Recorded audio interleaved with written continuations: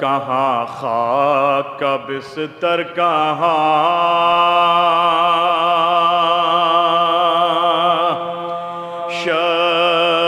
شبیر کا سینہ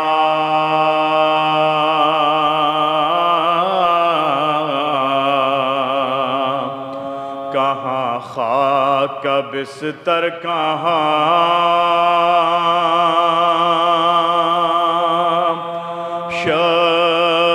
شبیر کا سینہ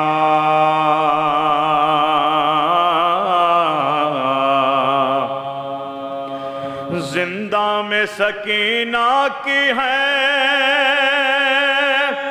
خاموش صدائیں ارے سجاد کے لب پر ہے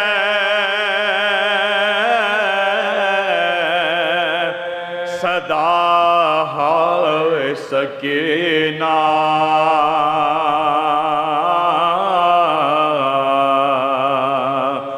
زندہ میں کبھی چین سے بارہ دیگر نعرہ صلوات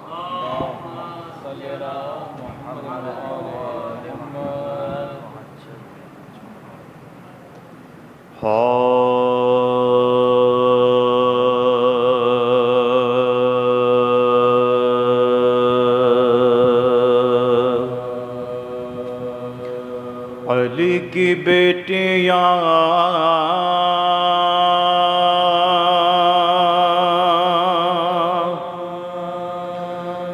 زندہ میں جب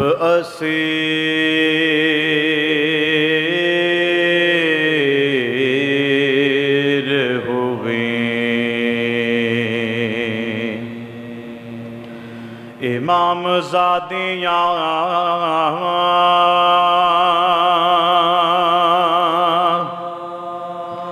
حاکم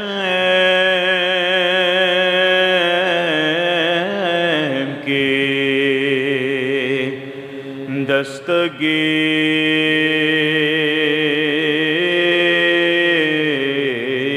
دستگیر ہوئیں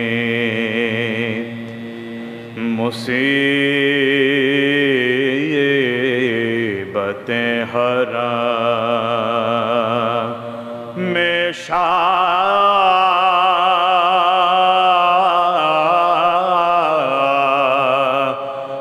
پر کثیر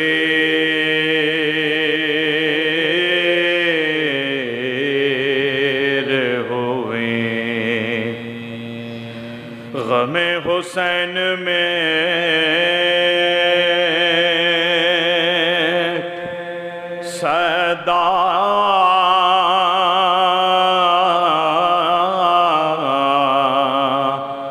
یا فقیر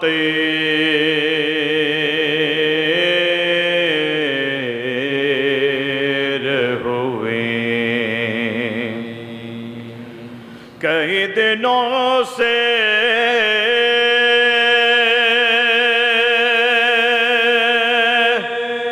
میسر نہ آب و دانہ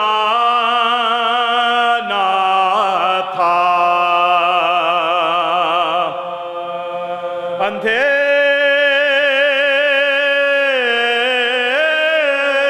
اندھیری رات تھی ٹوٹا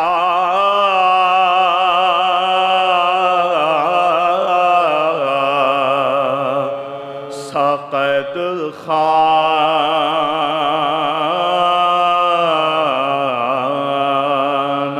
تھا علی کی بیٹیاں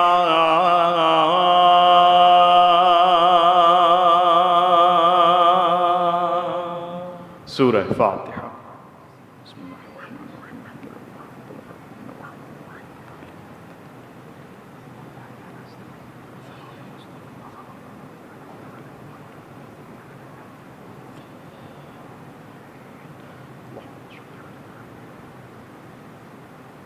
اللہم صل علی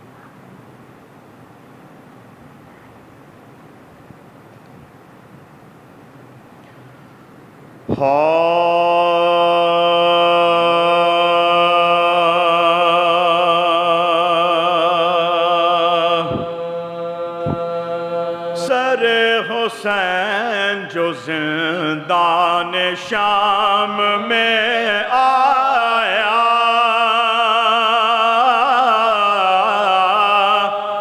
سر حسین جو زندان شام میں آیا،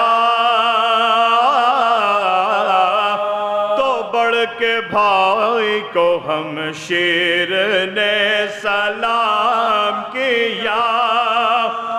وفور نالا و شیون سے ایسا حشر اٹھا،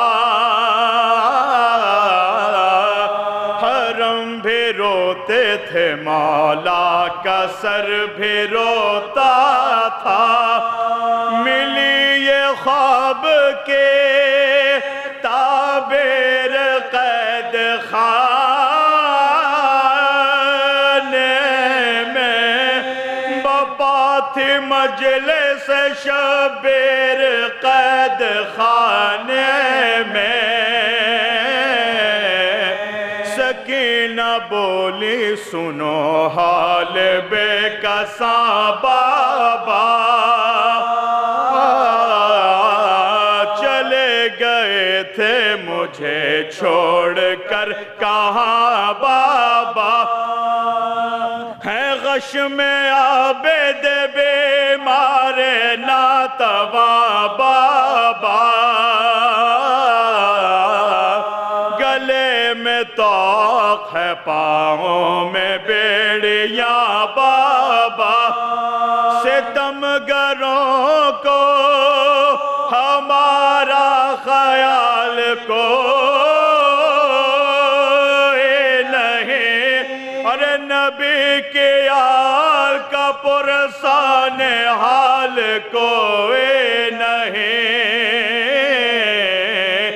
پھوپھی کے پشت پادروں کے ہیں نشاں بابا، بندھی ہے میری بھی گردن میری اسماں بابا، اتر گئے میرے کانوں کے بالیاں بابا، میرے شفیق پدر میرے مہر بابا، زمین پوچھتی تھی اور آسمان کو، ستمگروں نے پھرایا کہاں کہاں ہم کو، لگایا باپ کے سر کو گلے سے بیٹے نے، رکے ہوئے تھے جو مدت سے شمر کے ڈر سے، وہ بین آج سکینہ کے لب پر آہے گئے، سنایا حال زبوں خوب اپنا رو رو کے، یزیدیت کے ستم فاش کر گئے بچے، ارے تڑپ تڑپ کے اسیرے میں مر گئے بچے، یزید کانپ اٹھا اس خبر کے پانے سے، یہ بھیک مانگی تعاون کے اس گھرانے سے، جنازہ بچی کا اٹھنا قید خانے سے، بدل نہ جائے فضا لاش باہر آنے سے، یہ سانحہ بھی ہو تاریخ نوع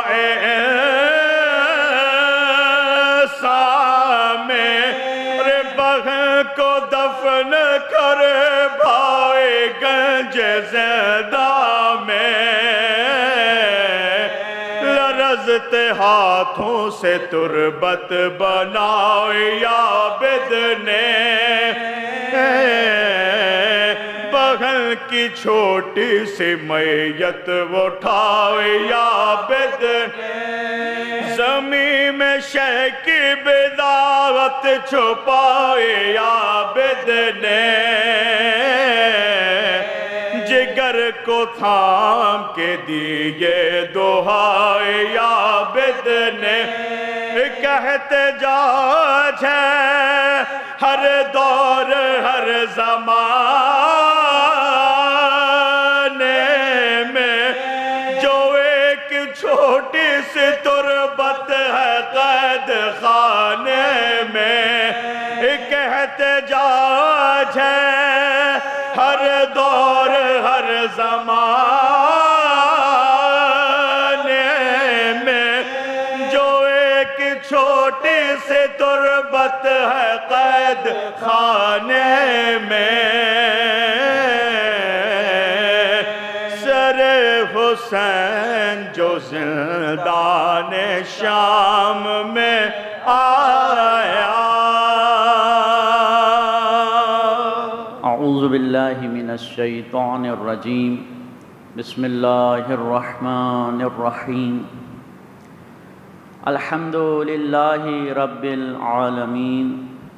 بارئ الخلائق اجمعین، الصلاة والسلام علی عبد اللہ ورسولہ وحبیبہ وصفیہ ونجیبہ سیدنا ومولانا ابی القاسم محمد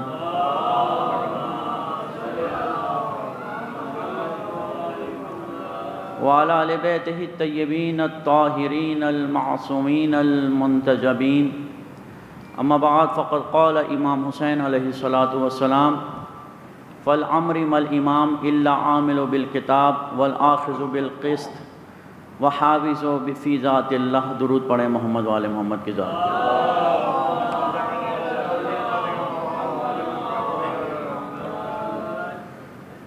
حمد خداوند کا اور شکر اس ذات کا کہ جس نے ہمیں محمد وآل محمد کی محبت سے نوازا۔ اور مومنین اکرام، آغاز کلام میں آپ کے سامنے یہ پہلے بھی ذکر کیا ہے کہ یہ محبت اللہ کی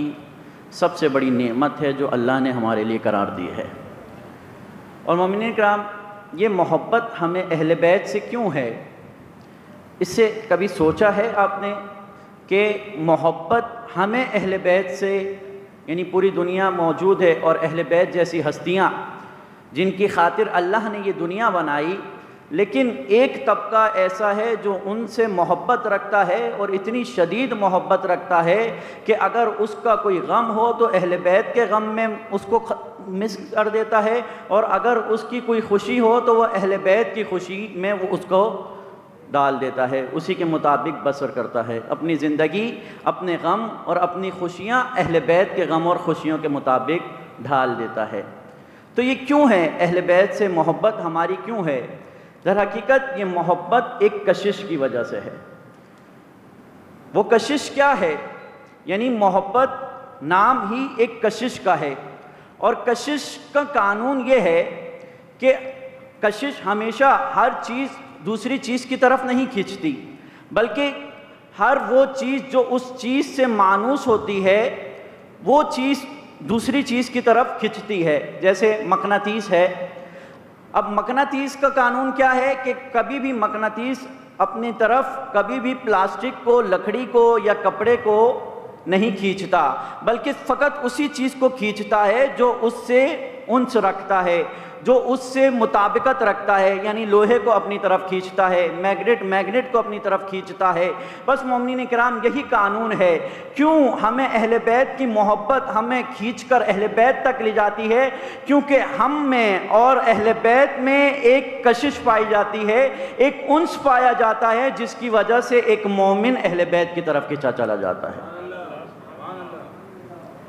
اور یہ کشش ہے۔ اسی لیے جب امیر المومنین علیہ الصلوۃ والسلام امیر بنے، خلیفہ کے عنوان سے جب مسلمانوں کے خلیفہ بنے، حاکم بنے، تو سب لوگ امیر المومنین کی بیعت کر رہے تھے، ایک کے بعد ایک آتا اور امام کے ہاتھ پر بیعت کرتا۔ تو جب ابن ملجم کی باری آئی، اس نے بھی آ کر بیعت کی اور جا کر بیٹھ گیا، تو امام نے فرمایا کہ تو نے میری بیعت نہیں کی۔ کہا کہ مولا ابھی تو بیعت کی ہے، سب کے سامنے کی ہے۔ پھر اٹھا اور آیا، دوبارہ امام کے ہاتھ پر ہاتھ رکھا اور بیعت کی، اور جب دوبارہ جانے لگا تو امام نے کہا کہ ایسا لگتا ہے کہ تو نے میری بیعت نہیں کی۔ پھر امام نے فرمایا کہ مجھے تجھ سے کوئی انسیت ہی نہیں پیدا ہو رہی۔ توجہ ہے آپ کی؟ یعنی جب مانوس نہ ہو انسان اہل بیت سے، جب کشش نہ ہو تو پھر انسان کو اللہ اس کے حال پر چھوڑ دیتا ہے۔ لیکن جب انسان کے اندر ایک کمال ہو، اور وہ کمال یہ ہو کہ اہل بیت کی طرف وہ کھنچ رہا ہو، تو اس کشش سے جو محبت پیدا ہوتی ہے، وہ محبت انسان کو اہل بیت کا شیعہ بنا دیتی ہے۔ مومنین اکرام، بہت بڑی نعمت ہے، یعنی انسیت ہے، اہل بیت سے ایک انسیت ہے۔ اس وجہ سے بہت سارے لوگ، جب امام حسین علیہ السلام نے اپنا سفر شروع کیا تو بہت سے لوگ تھے جو امام سے ملاقات ہوتی تھی، ملاقات کے بعد وہ اپنا راستہ جدا کر لیتے تھے اور امام کا راستہ جدا ہو جاتا تھا۔ لیکن جن کی امام سے انسیت تھی، یعنی جن کے اندر یہ کشش موجود تھی، وہ اگرچہ دشمن کے لشکر میں بھی ہوتے لیکن امام کے ساتھ وہ کھنچتے ہوئے کربلا میں امام کے لشکر میں شامل ہو گئے۔ اور اس کی سب سے بڑی مثال حضرت حر علیہ السلام ہے کہ حضرت حر کون تھے؟ یعنی تھے تو وہ دشمن کے لشکر میں تھے، تو وہ ابن زیاد کے لشکر کو لے کر آئے تھے، 1000 کا لشکر لے کر آئے اور امام کا راستہ روکا، لیکن ایک ادب ان کے دل کے اندر پایا جاتا تھا، ایک احترام ان کے دل کے اندر پایا جاتا تھا، ایک انسیت اہل بیت سے ان کے دل کے اندر پائی جاتی تھی۔ لہٰذا جب وہ آئے اور انہوں نے امام حسین کا راستہ روکا تو امام نے فرمایا سکلت امکا، کہ اے حر تو میرا راستہ روکے گا تیری ماں تجھ پر گریا کرے۔ توجہ ہے آپ کی؟ جب اس نے یہ سنا کہ امام نے میری ماں کو کہا کہ تیری ماں تجھ پر گریا کرے، تو پھر حر نے کیا جواب دیا؟ توجہ کریے گا۔ حر نے کہا کہ مولا اگر آپ کی جگہ کوئی اور یہ بات کرتا تو میں اس کو اسی زبان میں جواب دیتا، لیکن آپ کی مادر گرامی وہ ہیں کہ میں جن کا بغیر وضو بھی نام لینا پسند نہیں کرتا۔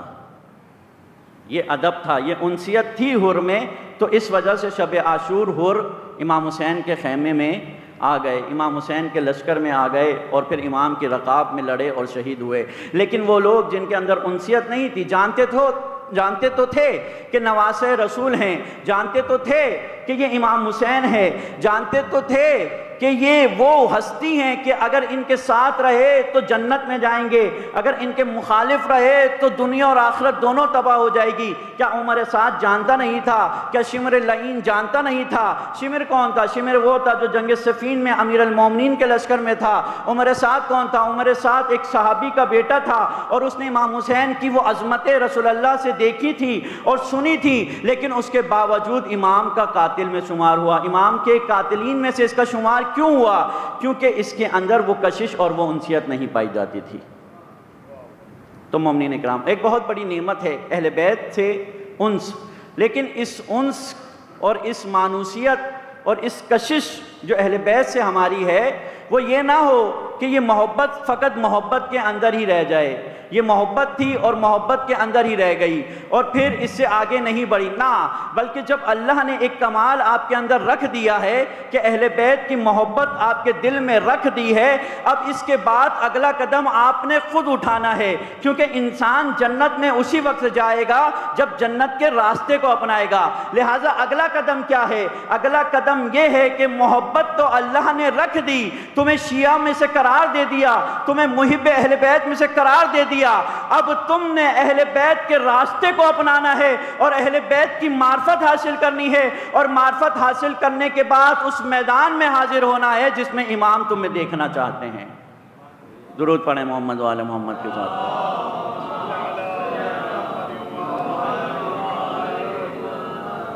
مومنین اکرام، اور وہ معرفت کا سب سے بڑا ذریعہ اپنے امام کی معرفت ہمیں اس فرش عزا سے ہوگی، اور وہ معرفت ہمیں جب ہوگی جب ہم امام حسین علیہ السلام اور اہل بیت علیہ السلام کی تعلیمات کو، ان کے اقوال کو، ان کی سیرت کو، ان کی سنت کو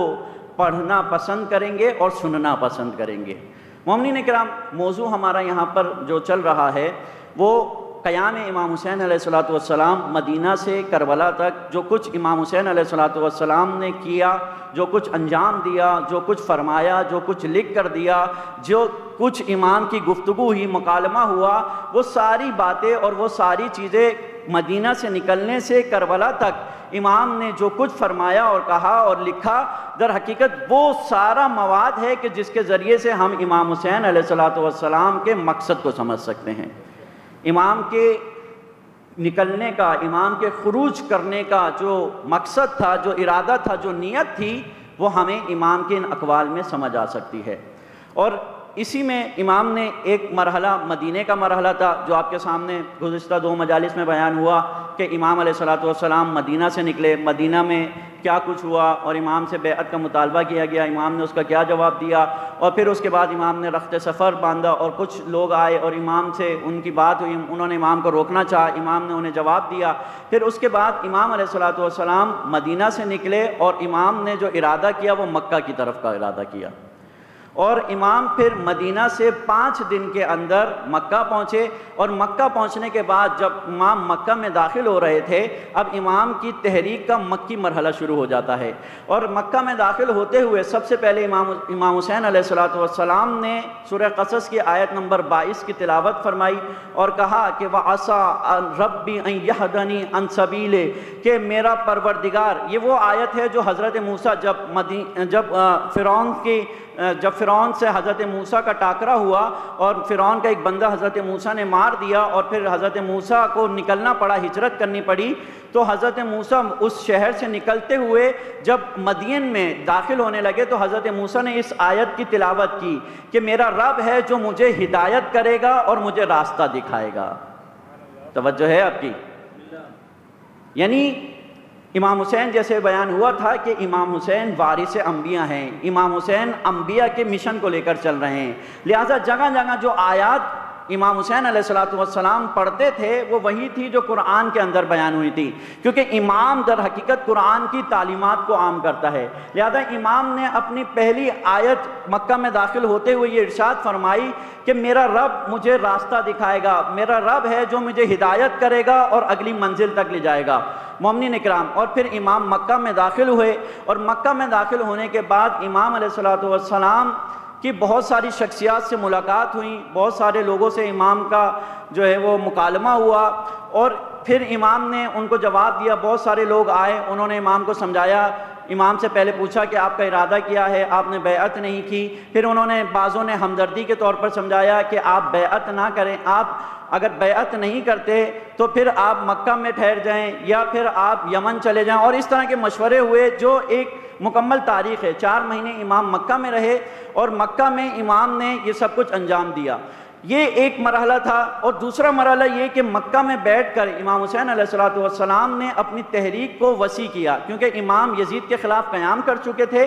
اب امام نے اپنا لشکر بنانا چاہا۔ ایک تو یہ کہ جب کوفہ والوں کو پتہ چلا کہ امام نے قیام کیا ہے تو انہوں نے امام کو خط لکھنا شروع کیے، اور امام کے نام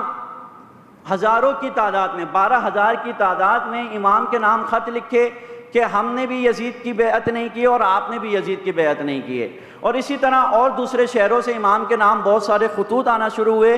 امام نے مکہ کے اندر ایک کام یہ انجام دیا کہ اہل کوفہ کے نام کچھ خطوط لکھے اور کچھ خطوط اہل بصرہ کے نام لکھے۔ آج کے مجلس میں ہم یہ دیکھیں گے کہ کیا باتیں تھیں کہ کوفہ والوں نے کیوں امام حسین علیہ الصلوۃ والسلام کو دعوت دی اور پھر امام نے ان کا کیا جواب دیا۔ توجہ فرمائیے گا، امام حسین علیہ الصلوۃ والسلام نے جب قیام کیا تو اس وقت جو امت اسلامیہ تھی، صحابہ کرام تھے، محدثین تھے، فقہا تھے، اور راوی تھے رسول اللہ سے جنہوں نے روایت سنی تھی، روایت نقل کرنے والے تھے، اور بڑے بڑے محدثین اور صحابہ تھے،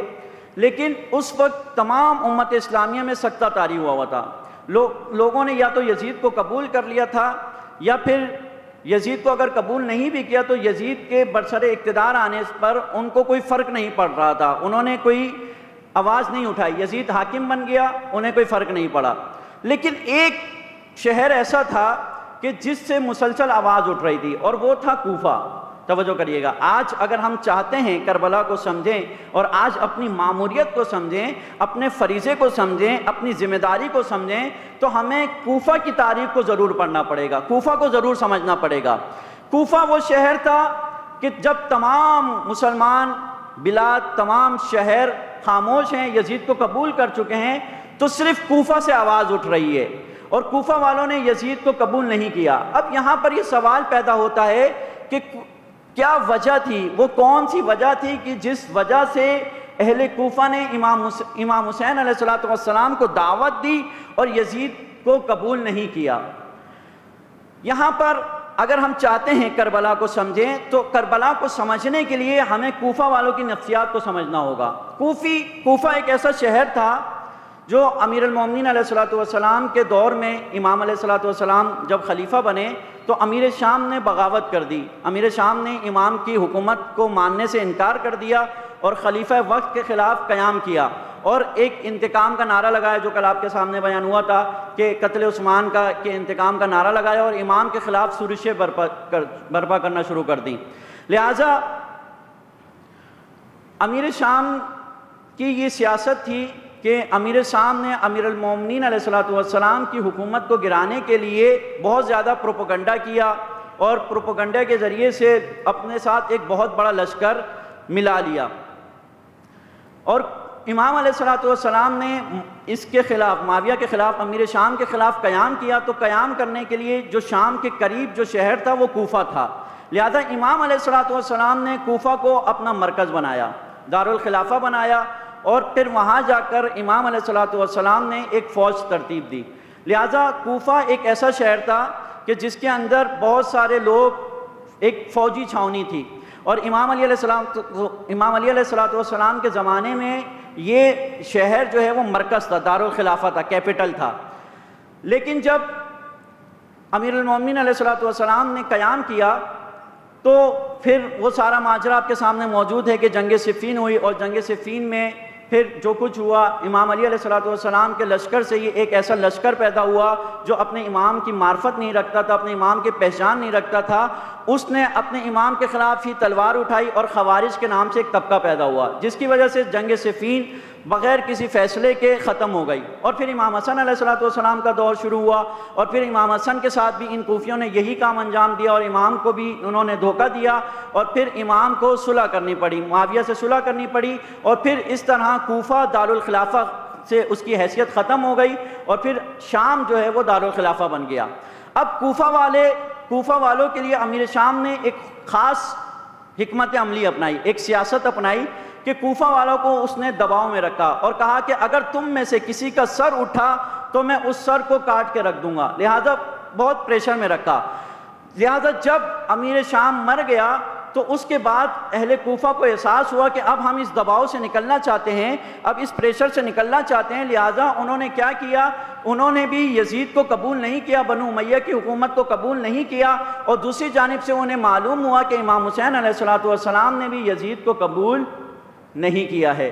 لہٰذا پھر انہوں نے خطوط لکھنا شروع کیا امام حسین کے نام کہ ہمیں معلوم ہوا ہے کہ آپ نے یزید کی بیعت نہیں کی ہے اور ہم نے بھی یزید کی بیعت نہیں کی ہے، اور اگر آپ کوفہ میں تشریف لاتے ہیں تو پھر آپ دیکھیں گے کہ ہم آپ کے ذریعے سے یزید کے خلاف قیام کریں گے اور وہ حکومت واپس لے لیں گے جو بنو امیہ نے ہم سے چھین لی تھی۔ توجہ کریے گا، کوفہ والے کیوں امام حسین کو خطوط لکھ رہے تھے؟ در حقیقت اہل کوفہ دنیا کی لالچ میں امام کو خط لکھ رہے تھے، ان کے اندر امام کی معرفت نہیں تھی، امام کی پہچان نہیں تھی، امام کو انہوں نے سمجھا نہیں تھا کہ امام کسے کہتے ہیں، لہٰذا انہوں نے جو خط امام کے نام لکھے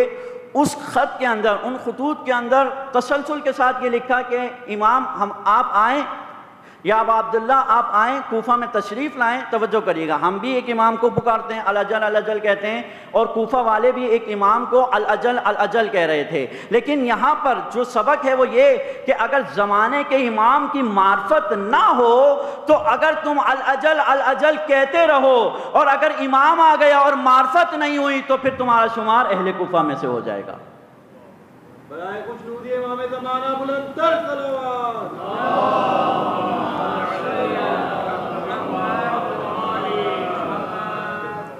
مومنین اکرام، کوفہ، شام، مکہ، مدینہ، یہ سب ایک کردار ہیں. ہمیں اس کو ایک کردار کے مطابق دیکھنا چاہیے کہ جب امام معصوم موجود ہو، وقت کا امام موجود ہو، تو امتیں کیا رویہ اختیار کرتی ہیں. مدینہ والوں نے کیا رویہ اختیار کیا، شام والوں نے کیا رویہ اختیار کیا، کوفہ والوں نے کیا رویہ اختیار کیا. کوفہ والوں نے جو رویہ اختیار کیا وہ جاننا بہت ضروری ہے تشیع کے لیے، اور امام کے ماننے والوں کے لیے، امام کے چاہنے والوں کے لیے کوفہ کا رویہ جاننا بہت ضروری ہے. کوفہ والوں نے امام کو بلایا اور خط میں لکھا کہ ہمارا کوئی امام نہیں ہے، لہذا آپ آئیں اور ہم آپ کے ذریعے سے متحد ہوں گے، متفق ہوں گے. اور یہ بھی ایک تاریخ میں آیا کہ کس طرح انہوں نے خط لکھے. جب انہیں معلوم ہوا کہ امام حسین علیہ السلام نے یزید کی بیعت کا انکار کر دیا ہے، تو کوفہ میں جو بھی گروہ تھے، جو بھی طبقات تھے، انہوں نے میٹنگ بٹھائی، اور ان میں شیعہ بھی تھے، اہل بیت کے چاہنے والے بھی تھے، اور اہل بیت کے چاہنے والوں کے بھی اپنے گروہ تھے. جیسے آج دیکھتے ہیں، ہم اپنے ملک میں بھی دیکھتے ہیں، جگہ جگہ شیعوں کے اپنے گروہ ہوتے ہیں، شخصیات ہوتی ہیں، ان کی پیروی کرتے ہیں. اسی طرح کوفہ میں بھی یہی حال تھا کہ کوفہ میں دو بڑے گروہ تھے، ایک سرد ابن خزائی اور ایک مختار ثقفی. ان دونوں گروہوں نے میٹنگ بٹھائی اور کہا کہ ہمیں معلوم ہوا ہے کہ ہمارے امام نے یزید کی بیعت کا انکار کر دیا ہے، اب ہم چاہتے ہیں کہ امام کو خط لکھیں، اگر تم لوگ آمادہ ہو اپنے امام کی نصرت کے لیے تو ہم یہ خط لکھیں گے. اور یہاں خوب سوچ لو، اگر تم نے امام کو خط لکھا اور بعد میں بلا کر امام کا ساتھ نہیں دیا تو دنیا میں ذلیل اور خوار ہو جاؤ گے. وہاں پر سب نے اتفاق کیا کہ ہم خط لکھتے ہیں، اور سب نے مل کر سرد ابن خزائی، یہ ایک شخصیت ہے، اس کو بھی کھولنا ضروری ہے، اور ہمیں معلوم ہونا چاہیے کہ سرد ابن خزائی کن افکار کا مالک تھا، کیسی شخصیت تھی. اور آج ہم دیکھیں اپنے زمانے میں، کیا ہمارے زمانے میں بھی ایسے لوگ موجود ہیں، ہمارے درمیان موجود ہیں. اس نے امام کے لیے میٹنگ بلائی، اور میٹنگ بنانے کے بعد امام کو خط لکھا. جب یہ خط امام کو پہنچا مکہ کے اندر، تو مکہ میں امام نے یہ سارے خطوط وصول کیے، اور وصول کرنے کے بعد امام نے اپنا ایک قاصد بھیجا کوفہ کی طرف، اور وہ قاصد امام کے بھائی تھے مسلم بن عقیل. مسلم بن عقیل یہ بہت خوبصورت کردار ہے. انہیں امام نے سفیر بنایا، اور سفیر بنانے کے بعد تمام کوفہ والوں نے جو خط لکھے تھے، اس خط کے جواب میں انہوں نے ان کو ایک خط دیا اور کہا کہ یہ اہل کوفہ کو پہنچا دو. مسلم بن عقیل کوفہ آئے، اور کوفہ آنے کے بعد ان سب کو وہ خط پہنچایا. اس خط میں امام علیہ السلام نے ان سب کو جو کچھ لکھا، اس میں جو میں نے آپ کے سامنے سرنامہ سخن قرار دیا، وہ یہ لائن تھی کہ امام نے ان کو لکھا کہ مجھے تمہارے خطوط مل گئے ہیں، اور تم نے یزید کی بیعت کا انکار کر دیا ہے، لہٰذا میں نے تمہارے درمیان اپنے بھائی کو ایک سفیر بنا کر بھیج رہا ہوں، وہ مجھے تمہارے حالات سے آگاہ کریں گے، اور اگر میں نے تمہارے قول کو تمہارے عمل کے مطابق پایا تو میں جلد تمہاری طرف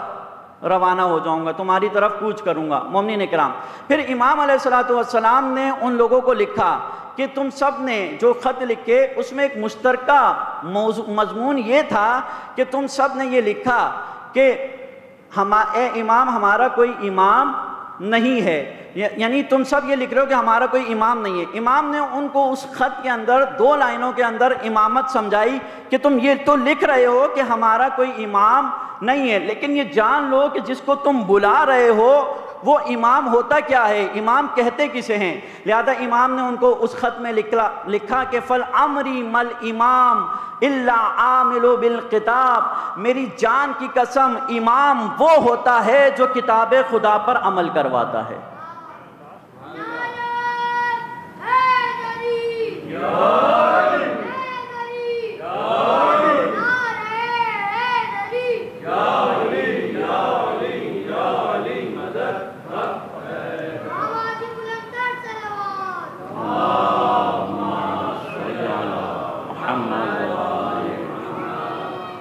مومنین اکرام، اہل کوفہ امام کو بلا تو رہے تھے لیکن امامت کو سمجھتے نہیں تھے. امامت کہتے کسے ہیں، امام کہتے کسے ہیں. وہ کیوں امام کو بلا رہے تھے، الاجل الاجل کیوں کہہ رہے تھے؟ در حقیقت وہ اپنی دنیا کی خاطر اپنے امام کو پکار رہے تھے. توجہ ہے آپ کی؟ امام کو امام کی خاطر نہیں پکار رہے تھے، امام کو دین کی خاطر نہیں پکار رہے تھے، امام کو اللہ کی خاطر نہیں پکار رہے تھے، بلکہ امام کو اپنی دنیا کی خاطر پکار رہے تھے. لہذا جب امام کربلا میں پہنچے اور انہوں نے جو دھوکہ کیا، جو فریب کیا، امام نے ان کو مخاطب کر کے یہ فرمایا الناس عبید الدنیا ودین لائب علی السنتہم، کہ لوگ دنیا کے بندے ہیں اور دین ان کی زبانوں پہ رکھا ہوا ایک ذائقہ ہے، ایک ٹیسٹ ہے، اور جب یہ کسی آزمائش میں ڈالے جاتے ہیں، جب ان کو آزمایا جاتا ہے تو وہ اس لقمے کو تھوک دیتے ہیں، پھینک دیتے ہیں۔ مومنین کرام، یہ اہل کوفہ تھے، یہ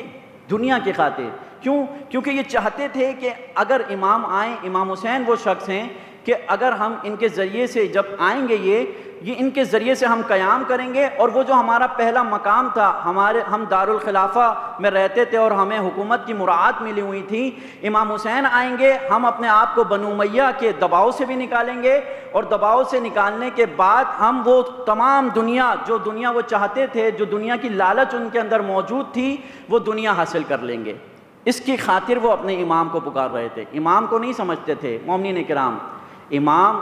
ایسا نہ ہو کہ ہم بھی آج اگر امام کو پکاریں تو ذہن میں ہمارے یہ ہو کہ ہم مصیبتوں میں، ہمارے لڑائی جھگڑے، ہماری مصیبتیں ہیں، بجلی نہیں ہوتی، پانی نہیں ہوتا، گیس نہیں ہوتی، لہذا ہم کہہ دیتے ہیں کہ علاجل امام آپ آ جائیں، ہم جو ہے وہ بہت مصیبتوں میں ہیں، تاکہ آپ آئیں اور ہماری یہ مصیبتیں ختم ہو جائیں۔ نہ مومنین کرام، امام جب آتا ہے تو ایسا نہیں ہے کہ ساری مصیبتیں ختم ہو جاتی ہیں، بلکہ جب امام آتا ہے تو بعض اوقات امتیں مشکلوں میں بھی پڑ جاتی ہیں۔ آپ نے یہ جملہ سنا ہوا ہے کہ ہم بعض اوقات جب زیادہ تنگ ہو جاتے ہیں، زیادہ قتل و غارت وغیرہ شروع ہو جاتی ہے اور کوئی مسئلہ شروع ہو جاتا ہے، جیسے ابھی دیکھیں ہم 40 کا مسئلہ ہے اور ہمیں جانے کی اجازت نہیں دی جا رہی، تو ہم کہتے ہیں کہ پاکستان میں ایک خمینی ہونا چاہیے، یعنی خمینی آئے گا اور ساری مشکلات حل ہو جائیں گی۔ مومنین کرام، خمینی تو آ جائے گا، لیکن اپنے آپ کو خمینی کے لیے تیار بھی کرنا پڑے گا۔ توجہ ہے آپ کی؟ یعنی جب امام خمینی ایران میں آئے تو پھر اس کے بعد کیا ہوا؟ اس کے بعد جو ان کو کچھ مل رہا تھا، پیٹرول مل رہا تھا، وہ بھی بند ہو گیا، بہت ساری سہولتیں مل رہی تھی وہ بھی ختم ہو گئی۔ اور پھر امام خمینی کے آنے کے بعد کیا ہوا؟ امام خمینی کے آنے کے بعد انقلاب جب برپا ہوا، اس کے بعد ایک جنگ چھڑی اور 2.5 لاکھ جوان جو ہے اس جنگ میں شہید ہو گئے۔ تو جب امام آتا ہے تو پھر اس کی اطاعت کرنی ہوتی ہے اور پھر امتوں کا امتحان ہوتا ہے۔ لیکن کوفہ والے در حقیقت امام کو بلا تو رہے تھے، لیکن اپنے امام کی معرفت نہیں رکھتے تھے، تیار نہیں تھے، آمادہ نہیں تھے۔ جب تم آمادہ نہیں ہوگے اور اپنے امام کو پکارو گے تو یہ امام اگر تمہارے اندر آ گیا تو پھر انسان اس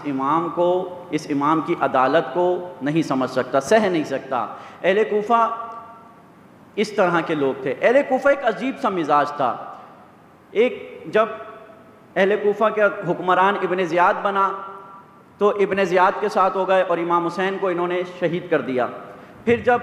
مختار ثقفی آئے تو مختار ثقفی کا ساتھ دیا اور ابن زیاد کو پھر انہوں نے قتل کر دیا۔ اور پھر جب مختار ثقفی کے بعد ابن زبیر آیا، اس نے حملہ کیا تو ابن زبیر کے ساتھ ہو گئے اور مختار ثقفی کو شہید کر دیا۔ اور پھر جب حجاج بن یوسف نے حملہ کیا، مروان نے جب حجاج بن یوسف کو بھیجا تو پھر اس کے ساتھ ہو گئے اور ابن زبیر کو قتل کر دیا۔ یعنی کسی بھی حکمران سے یہ راضی نہیں ہوتے تھے اور کسی بھی حکمران کا یہ ساتھ نہیں دیتے تھے، ہر حکمران کو دھوکہ دیتے تھے، فریب دیتے تھے۔ اس طرح کی ان کی سوچ تھی۔ کیونکہ ان کو جو محبت تھی وہ دنیا سے تھی، اور یہی امام حسین علیہ السلام نے بتایا کہ الناس عبید الدنیا۔ اہل کوفہ کو جو بیماری لگ گئی تھی وہ دنیا داری تھی۔ مومنین اکرام، یہ دنیا داری بہت بڑی مصیبت ہے۔ امیر المومنین آپ جا کے نہج البلاغہ کھولیں اور نہج البلاغہ میں آپ کو جگہ جگہ ایک چیز جو بہت نظر آئے گی وہ یہ کہ امیر المومنین دنیا سے بہت نفرت کرتے ہیں۔ دنیا یہ نہیں کہ اب ہم جس دنیا میں رہ رہے ہیں، ہمارے بچے ہیں، روزی ہے، روٹی ہے، تعلیم ہے، سب کچھ ہے۔ دنیا دو طرح کی ہے۔ ایک دنیا جس کو روایت میں کہا گیا ہے کہ مزرعۃ آخرہ، کہ دنیا مزرعۃ الآخرہ یعنی تمہاری آخرت کی کھیتی ہے، جو کچھ اس میں بو گے وہ آخرت میں کاٹو گے۔ اگر اس کے اندر تم گندم بو گے تو یہ نہیں ہے کہ جو کاٹو گے، یعنی اگر ایسے اعمال کرو گے کہ جس سے اگر تمہیں جہنم ملتی ہے تو ایسا نہیں ہے کہ کل تمہیں جنت مل جائے گی، جہنم ہی ملے گی۔ اگر جنت والے اعمال کرو گے تو کل تمہیں جنت ملے گی۔ یہ دنیا ہے، اس دنیا میں ہم نے جینا ہے۔ لیکن دنیا جس کی مذمت امیر المومنین نہج البلاغہ میں کر رہے ہیں وہ دنیا کیا ہے؟ یعنی امیر المومنین نہج البلاغہ کھول کے پڑھیں، امام کیا فرماتے ہیں کہ اے دنیا، میں نے تجھے 3 دفعہ طلاق دی، جس کے بعد اب رجوع کا کوئی گنجائش باقی نہیں رہتی. یا بعض جگہ پہ امام فرماتے ہیں عجیب و غریب تعبیرات ہیں کہ دنیا میرے نزدیک ایسی ہے جیسی بکری کی ناک، جب بکری چیختی ہے اور چیخنے کے بعد اس کی ناک پر جو بلغم آ جاتا ہے، میرے نزدیک دنیا ایسی ہے. اور ایک جگہ اس سے بھی عجیب سی تعبیر امام نے ارشاد فرمائی اور کہا کہ میرے نزدیک دنیا ایسی ہے جیسے کوڑی کے ہاتھ میں انتڑیاں ہوں اور وہ اس انتڑیوں کے لیے لڑ رہا ہو. کوڑی ایک بیماری تھی، جذام کی بیماری، کہ جس میں اگر یہ بیماری ہو جاتی تھی تو اسے علاقے سے باہر پھینک کر آ جاتے تھے تاکہ دوسروں کو نہ لگے، اور بہت تکلیف دہ بیماری ہوتی تھی تو اس شخص کو ہی علاقے سے نکال دیتے تھے. امام فرماتے ہیں کہ میرے نزدیک دنیا کیسی ہے؟ دنیا ایسی ہے جیسے ایسی بیماری میں مبتلا دو شخص ہوں اور وہ ایک جانور کی، سور کی انتڑیوں کے اوپر لڑ رہے ہوں. میرے نزدیک یہ دنیا ہے. مومنین کرام، امیر المومنین، امام المتقین،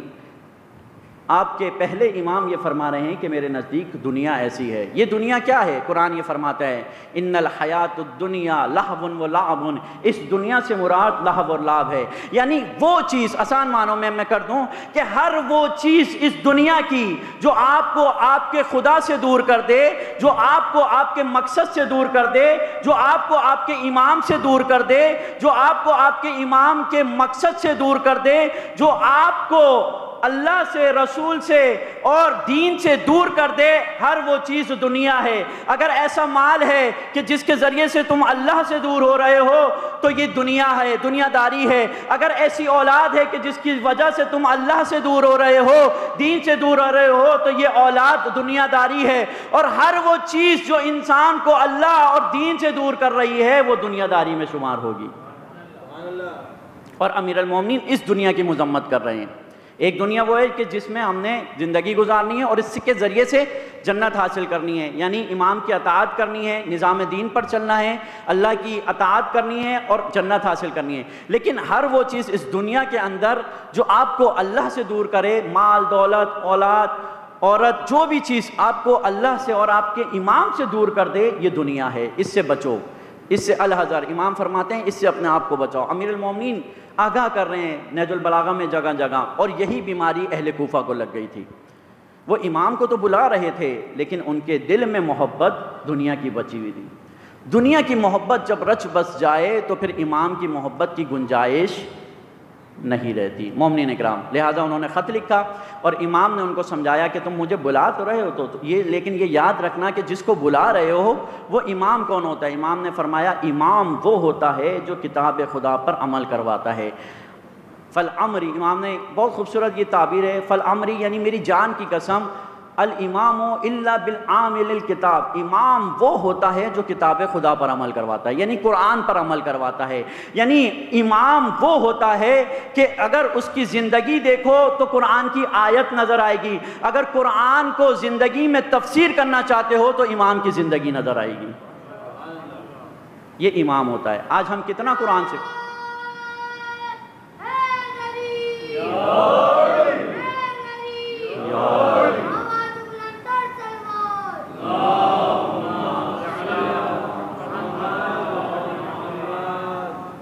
آج ہم اپنی زندگیاں دیکھیں قرآن سے کتنی قریب ہیں. آج ہمارا نظام کون سا ہے؟ آج ہم جس نظام میں زندگی گزار رہے ہیں وہ انگریزوں کا نظام ہے یا قرآن کا نظام ہے؟ آج ہم جس تعلیم اپنے بچوں کو جو تعلیم دے رہے ہیں وہ انگریزوں کی تعلیم ہے یا دین کی تعلیم ہے، قرآن کی تعلیم ہے؟ آج جو ہمارا اقتصادی نظام بنا ہوا ہے، سودی نظام کے اوپر جو بنیادیں ہماری قائم ہیں، آیا وہ قرآن کی بنیادوں پر ہے یا دنیا داروں کی یعنی انگریزوں کی بنیادوں پر ہے؟ اسی طرح ہر چیز ہم دیکھ لیں، قرآن وہ ہے جو قیامت تک کے لیے ہدایت ہے، ہدایت یعنی رہنمائی ہے، اور امام وہ ہے جو قرآن کی ہدایت کو معاشرے میں عملی کرواتا ہے. ہم دیکھیں، ہم اپنے زمانے کا امام کا انتظار کر رہے ہیں. ہماری کون سی چیز آج دین اور قرآن کے مطابق ہے؟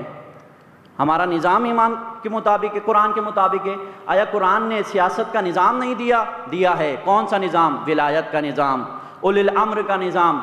امامت کا نظام قرآن نے دیا ہے. آیا آج ہمارا نظام امامت کا ہے؟ اگر نہیں ہے تو کیا ہماری حرکت امامت کی طرف ہو رہی ہے، یا ہم اسی نظام کو جس نظام میں رہ رہے ہیں اسی سے ہم نے ایڈجسٹمنٹ کر لی ہے؟ مومنین کرام، اگر زمانے کے امام کو پکار رہے ہو تو اپنے آپ کو قرآن کے نظام کے مطابق تیار کرو. امام خمینی نے جو انقلاب برپا کیا تو یہ امام نے فرمایا، امام خمینی نے کہا کہ ہم نے امام زمانہ کے ظہور کی طرف ایک قدم اٹھایا ہے. کیوں؟ کیونکہ ہم نے جو نظام برپا کیا ہے یہ قرآنی نظام ہے. جب نظام قرآنی ہو جائے گا تو پھر اس قرآنی نظام کے اندر امام آتا ہے اور امام لوگوں کے اوپر حکومت کرتا ہے. اس لیے امام حسین نے فرمایا کہ امام میں آؤں گا تو میں ہوں تمہارا امام، لیکن یاد رکھنا کہ میں تمہاری دنیا تمہیں نہیں دوں گا. یہ مجھ سے توقع نہیں رکھنا کہ میں آؤں گا اور تم مجھ سے دنیا حاصل کرو گے، نہ، بلکہ میں آؤں گا اور کتاب خدا پر عمل کرواؤں گا. مومنین اکرام، امیر المومنین کے ساتھ جو مشکل پیش آئی وہ یہی تھی، بالکل یہی مشکل تھی. امیر المومنین کے ساتھ کچھ لوگ اس وجہ سے امام کے ساتھ ہوئے کہ ان کے دل میں دنیا کی محبت تھی. لہٰذا جب امام نے حکومت شروع کی تو انہوں نے جب امام کا، کیونکہ امام علیہ السلام کو جب حکومت ملی تو امام کو جب دوسرے خلیفہ نے جب جو نظام بنایا، 6 بندوں کی رکنی ایک کمیٹی بنائی اور اس میں کہا کہ یہ کمیٹی ہے جو اگلا خلیفہ چنے گی. تو امام کو یہ آفر کی گئی کہ ہم آپ کو حکومت دیتے ہیں، لیکن آپ نے یہ حکومت ہم اس شرط پر آپ کو دیں گے، ہمارے سارے ووٹ آپ کی طرف ہو جائیں گے کہ آپ نے شیخین کی سیرت پر عمل کرنا ہے، یعنی جو 2 خلیفہ گزرے ہیں ان کی سیرت پر عمل کرنا ہے. تو امام نے فرمایا نہ، میرے لیے کتاب خدا کافی ہے، میرے لیے سنت رسول اور کتاب خدا کافی ہے. اور امام کو وہ حکومت مل جاتی، لیکن امام نے وہ حکومت نہیں لی. کیوں؟ کیونکہ میں اگر حکومت کروں گا تو قرآن کے مطابق حکومت کروں گا. لیکن جب لوگوں کے دلوں کے اندر دنیا کی محبت ہو تو وہ امام کی حکومت کو برداشت نہیں کرتے. لہٰذا پھر یہی ہوا، یہی المیہ پیش آیا کہ امام کی حکومت تو قائم ہو گئی، لیکن پھر یہی لوگ، مسلمانوں کا لشکر کبھی جمل کی صورت میں آیا، کبھی صفین کی صورت میں آیا، کبھی جنگ نہروان ہوئی خوارج کی صورت میں آیا. یہ ساری مصیبتیں امام علی علیہ السلام کے لیے کھڑی کر دیں. کیوں؟ کیونکہ یہ لوگ قرآن کے مطابق زندگی گزارنے کے لیے تیار نہیں تھے. درود پڑھیں محمد وآل محمد کے ساتھ.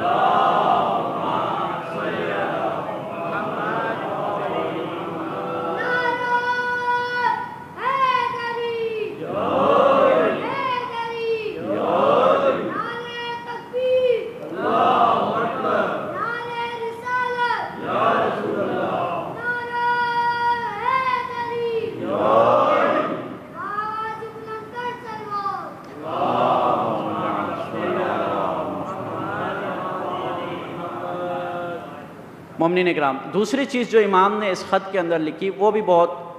امامت کو سمجھنے کے لیے، امام کو سمجھنے کے لیے بہت ضروری ہے. اور ہم چاہتے ہیں اپنے زمانے کے امام کے منتظر بنیں، اپنے زمانے کے امام کے لیے اپنے آپ کو آمادہ کریں، تیار کریں. تو ہمیں کربلا سے یہ درس سمجھنا ہوگا، امامت کو سمجھنا ہوگا.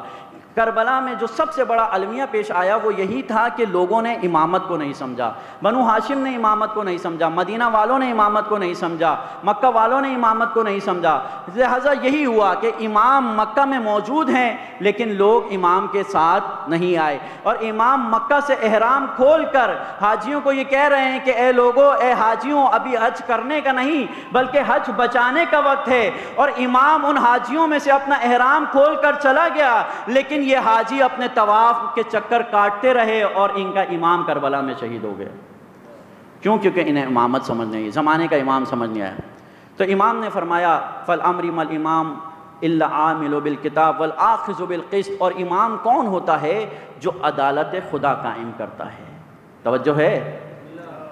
امام کون ہوتا ہے؟ جو عدالت کی حکومت قائم کرتا ہے. کوفہ والے وہ نہیں تھے جو عدالت کے لیے تیار ہوں، اور انہوں نے ثابت کیا تھا. امیر المومنین کے خطبے نہج البلاغہ میں آپ جا کر پڑھیں، یہ جتنے خطبے مذمت میں ہو رہے ہیں یہ اہل کوفہ کے لیے تھا کہ اہل کوفہ امام کی عدالت کو برداشت نہیں کر سکے. انہوں نے امام کو خلیفہ تو بنا دیا، خلیفہ کے طور پر چن تو لیا، لیکن امام کو بطور امامت نہیں اپنایا. لہٰذا جب امام برسر اقتدار آئے اور امام نے عدالت کی حکومت قائم کی تو پھر یہ عدالت کی حکومت 4 سال سے زیادہ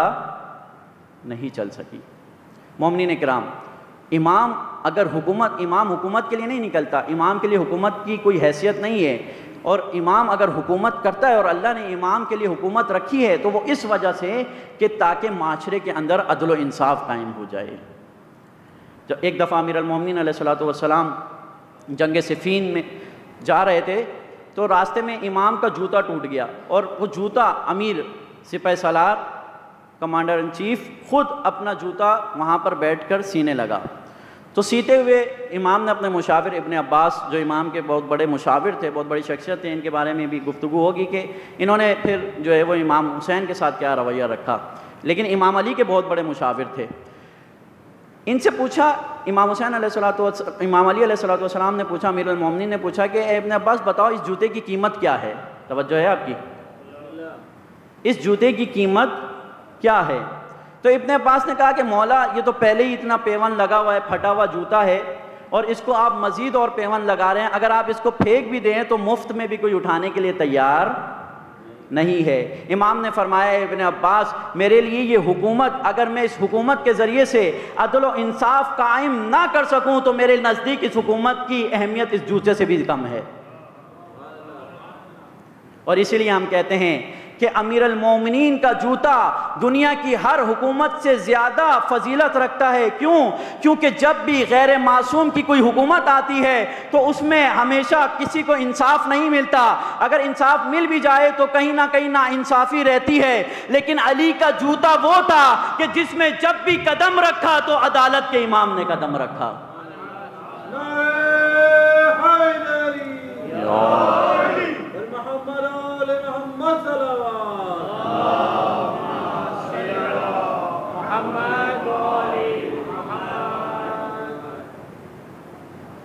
لہٰذا امام علیہ السلام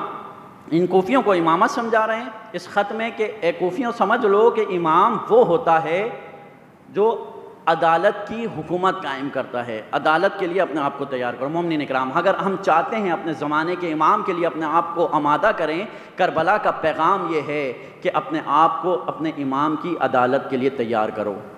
عدالت اتنی آسان نہیں ہے. امام علیہ السلام فرماتے ہیں کہ عدالت تعریفوں میں بہت اچھی ہے لیکن جب نافذ ہوتی ہے تو بہت سخت ہو جاتی ہے. بہت سارے لوگ جو امیر المومنین سے روٹ کر امیر شام کے دسترخوان پر گئے, معاویہ کے دسترخوان پر گئے, وہ کیوں؟ کیونکہ وہ امیر المومنین کی عدالت کو نہیں پہچان سکے, عدالت برداشت نہیں کر سکے. زبیر, طلحہ اور زبیر یہ وہ صحابہ تھے جنہیں اہل سنت عشرہ مبشرہ میں سے بھی شمار کرتے ہیں. ہمارے نزدیک تو یہ روایت درست نہیں ہے, لیکن اتنے بڑے یہ صحابی تھے اور واقعاً بہت بڑے صحابی تھے. اس کی ایک بڑی دلیل یہ ہے کہ زبیر اتنا بڑا اہل بیت کا مدافع تھا کہ جب جناب زہرا سلام اللہ علیہا نے امیر المومنین کو وصیت کرنا چاہی تو کہا کہ اے علی اگر آپ کے لیے کوئی مشکل ہو, کسی وجہ سے, کسی مصلحت کی وجہ سے آپ میری وصیت پر عمل نہیں کر سکتے تو بتا دیں, میں یہ وصیت زبیر کو کر دوں گی. یعنی اتنا معتبر تھا. اور جب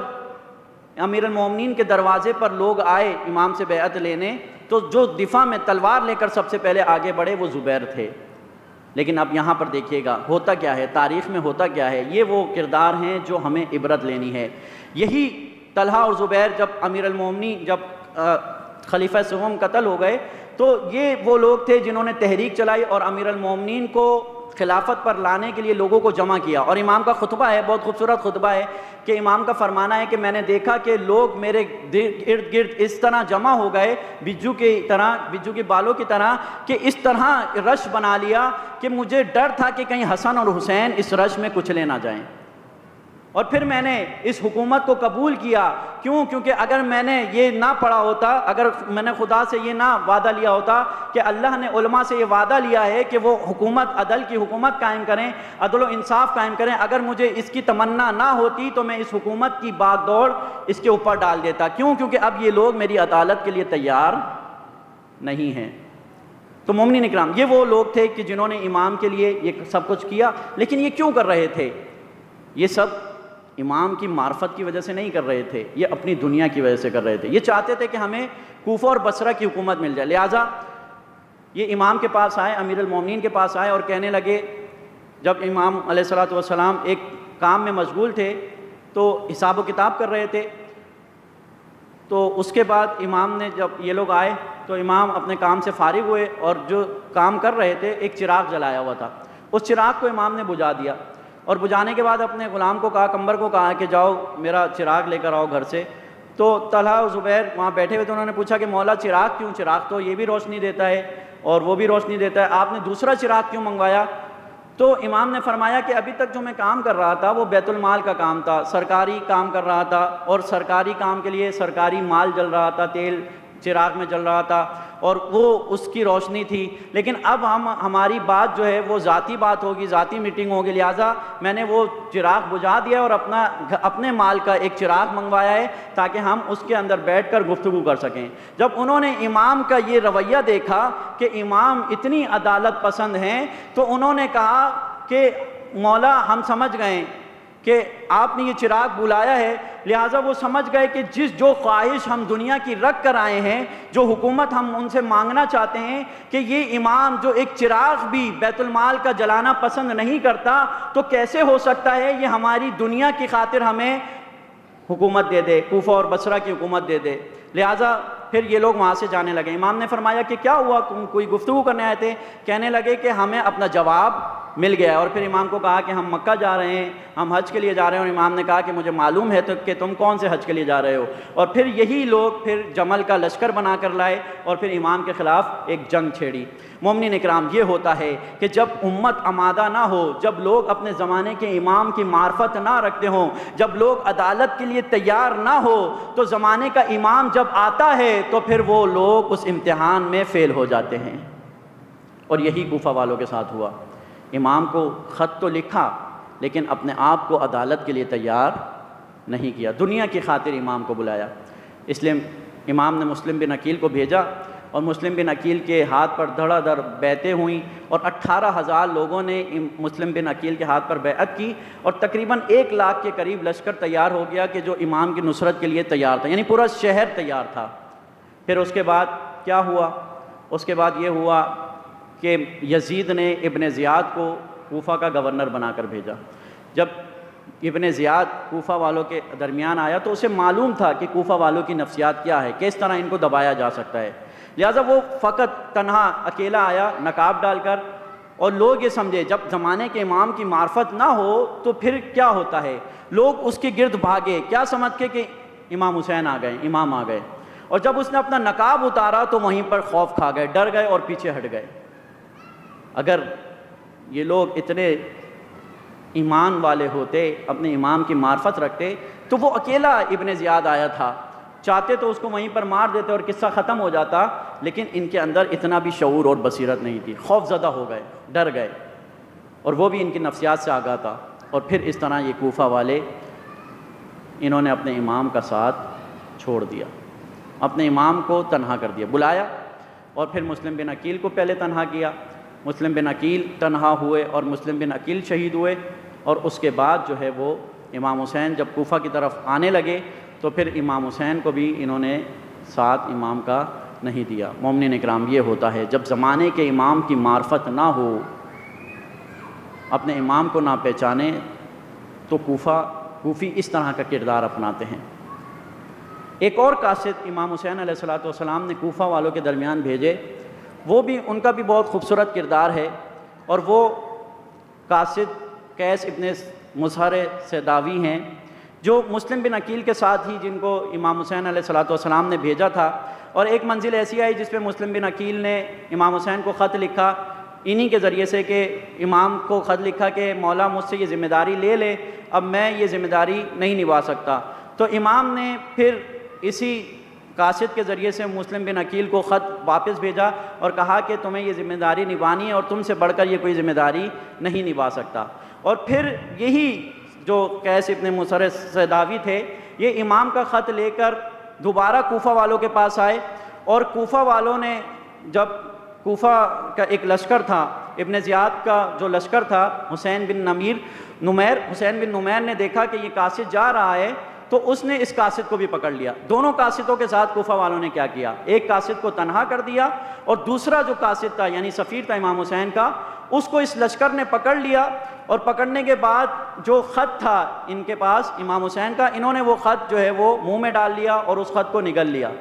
ابن زیاد نے جب ان کو بلایا، اب یہاں پہ دیکھیے گا کہ ان کا کردار ہمارے لیے کیا پیغام رکھتا ہے، بلایا اور کہا کہ آؤ اور آ کر میں تمہیں ممبر دیتا ہوں، اس شرط پہ میں تمہاری جان بخش دوں گا، تم ممبر پر آؤ اور ممبر پر آنے کے بعد علی و اولاد علی پر سب و شتم کرو اور ہمارے قصیدے پڑھو۔ میں اس صورت میں تمہیں چھوڑ دوں گا، تمہاری جان بخش دوں گا۔ اب دیکھیے گا امام کا یہ سفیر تھا اور کتنا نڈر تھا اور کتنا بہادر تھا۔ اگر ہمیں کوئی پولیس بھی پکڑ کے لے جائے تو ہم اپنے اعصاب کھو دیتے ہیں، لیکن یہاں سے ہم دیکھیں کربلا والوں سے یہ پیغام لے،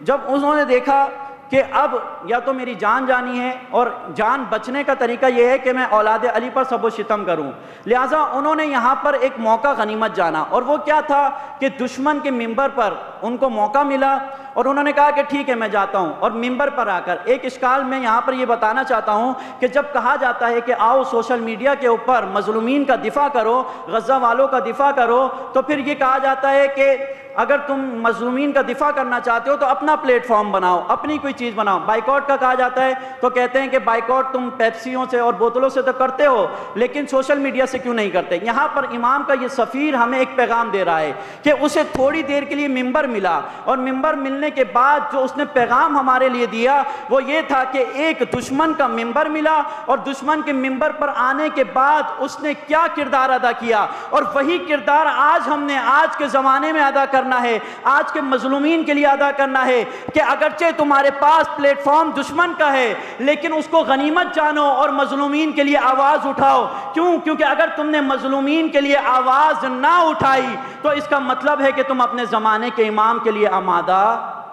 نہیں ہو۔ لہذا امام کا یہ قاصد، امام کا یہ سفیر ہمارے لیے پیغام دے رہا ہے۔ یہ ممبر پہ آئے اور ممبر پہ آنے کے بعد انہوں نے پھر وہ پیغام دیا اور کہا کہ میں حسین ابن علی کا قاصد ہوں، اور میں اہل بیت کے پھر وہاں پر فضائل بیان کیے، اور فضائل بیان کرنے کے بعد ابن زیاد کے اوپر لعنت کی، اور لعنت کرنے کے بعد لوگوں تک اپنا پیغام پہنچا دیا۔ اور پھر جب یہ پیغام پہنچا دیا تو پھر کیا ہوا؟ ابن زیاد نے ان کو پکڑا، اور پکڑنے کے بعد پھر ان کو دارالامارہ پر لے کر گیا، اور دارالامارہ پر لے جانے کے بعد جس طرح مسلم بن عقیل کو دارالامارہ سے گرا کر شہید کر دیا تھا اسی طرح ان کو بھی گرا کر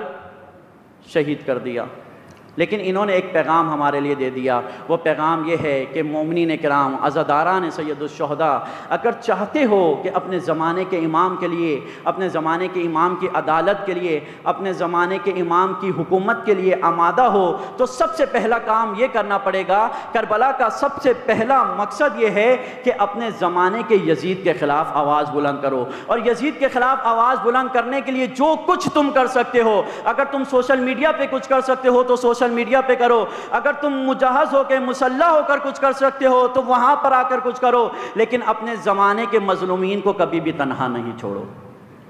مومنین کرام، آج جو ہم دیکھ رہے ہیں، آج تشیع مظلوم ہے پاکستان میں، تو اس کی وجہ کیا ہے؟ اس کی وجہ یہ ہے کہ جب ہم ظالمین کے خلاف آواز نہیں اٹھاتے، جب ہم مظلومین کا ساتھ نہیں دیں گے تو پھر اگلی باری پھر ہماری بھی آ جائے گی۔ اگر ہم اتنے قوی ہوتے، اتنے طاقتور ہوتے اور آج ظلم کے خلاف آواز بلند کرتے تو کبھی بھی دشمن کی جرت نہیں ہوتی کہ وہ ہمارے لیے 40 کے راستے بند کر دے۔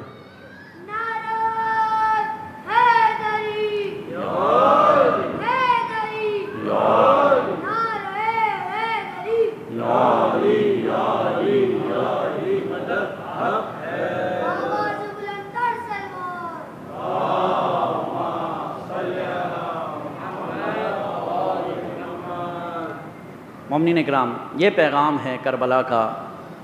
کہ کوفہ والوں نے امام کو بلایا تو لیکن امام کی معرفت کے بغیر بلایا، امامت کو نہیں سمجھے، لہذا امام نے ان کو خط لکھا اور خط میں امامت کو سمجھایا